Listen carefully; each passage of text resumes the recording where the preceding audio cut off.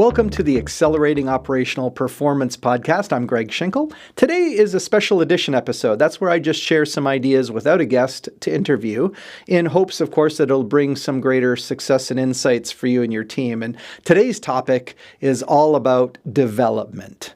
Now, in a lot of employee surveys, one of the things that get mentioned to us from HR executives and operations executives is, why does our employee survey say that our employees think that we don't invest enough in them in terms of their development? And usually what those HR people are really focused on is the fact that, hey, we did some forklift training, we did some safety training, we did a seminar on X, Y, or Z, and the people don't seem to acknowledge that in the employee survey. And it's because you're taking a very narrow view of what development is from an employee perspective. But let me go a little big picture. I'm going to be doing some drawings. So if you're listening to the audio version of this podcast, you might want to check out our LinkedIn page or our YouTube page. And our YouTube page is at unique.leadership. And you can also see the blog post that we've created on today's subject. So I'm not going to do a lot of drawing, but I'll try to describe it in an audio format. So what I've got here is the model of decision-making waste. This is our latest, or one of our latest models. And basically, I'll describe the model, and then I'm going to focus on development, because it's one of the ways that you combat decision-making waste in your organization. So on the left of my diagram, for those that are just listening, it just got a traditional org chart, right? Where you've got a plant manager at the top, and you've got probably a production or operations manager, you've got a maintenance, you might have a supply chain, you might have quality, you might have HR, for example, and then below them would be supervisors and then frontline team members.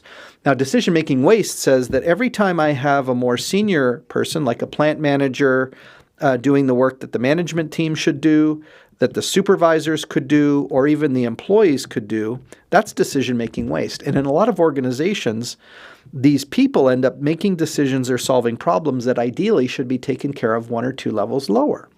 So let's tie this in with development. The solution that we need in terms of counteracting this is really a degree of empowerment, and development. And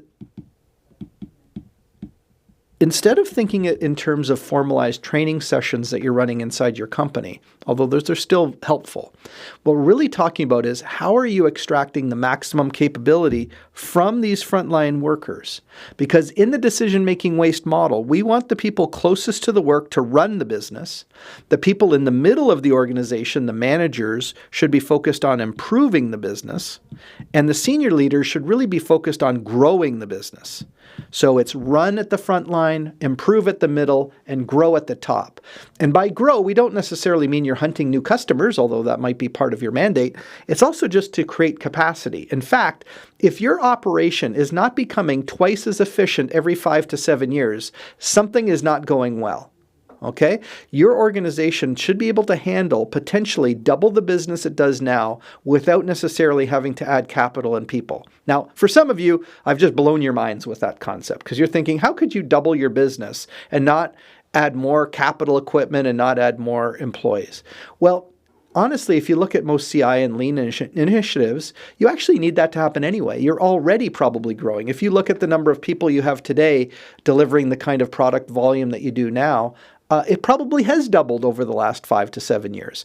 In some companies that are still growing their market share in their business, they just take on more and more business without adding more and more production facilities. If you're in a more mature business, you're basically allowing for some of your plants to become redundant over time. So we had one client where they're basically becoming redundant because they're getting more efficient, and so they're closing a facility every 18 months because they just don't need that extra footprint because they've made their existing operations so efficient. Well, how does this tie back into development?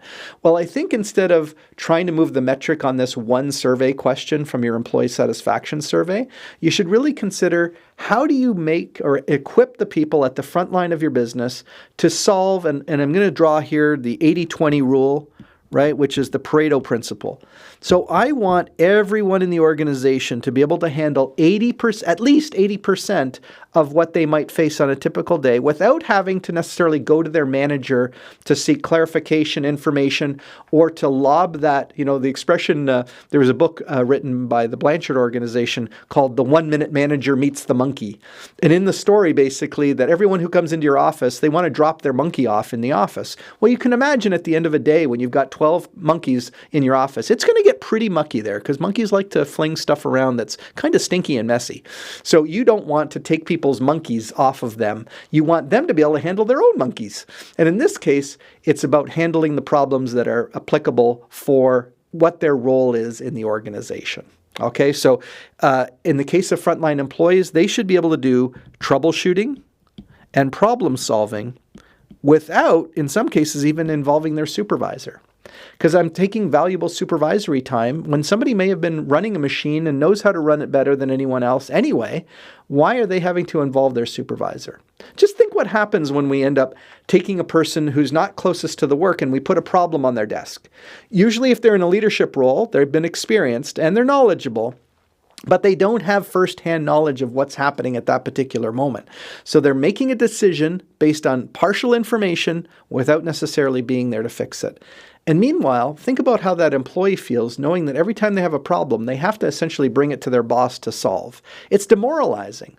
Instead, what employees want to know is, are you going to develop me as a technician, as a problem solver? Are you going to make it so that I can run my part of the business successfully? Because that really meets the top motivational needs that we all have. We all want, according to Dan Pink's book, Drive, we all need autonomy, the freedom, to make decisions in our own little sandbox, our own area of responsibility. We want mastery. We want to get better at things and do our jobs well. And then we want purpose. We want to know that what we're doing is making a difference.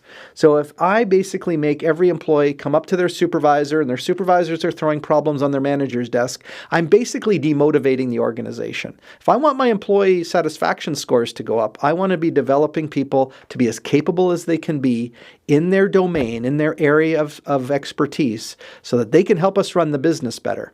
And just think of how much extra time you'll have if you're not solving the problems and making the decisions that really should have been solved 1 or 2 levels lower in the organization. Now, if you're curious, of course, we help employees, or we help companies do this, employers do this. We do it through equipping frontline leaders to be more effective. We do it through workshops on how to make sure your employees are getting the proper on-the-job training that they need to increase their capability. And then we work at the senior levels with a site leader development program, which is helping the plant managers understand how they can unlock higher value activities and focus at their level instead of them constantly running down to make sure the day's production is being met and shipped to customers. So if this is something that interests you, of course, you should be reaching out to us, and you can do that through our website at uniquedevelopment.com. Let's have a conversation, and let's make sure we're talking about the truth here. Let's be transparent and see whether your organization can benefit from developing the people closest to the work so that they're more capable, freeing up the time of your managers and supervisors so that they can do higher value work. And in that way, not only will your organization be successful, but your motivation and engagement can reach all-time highs. I look forward to our discussion.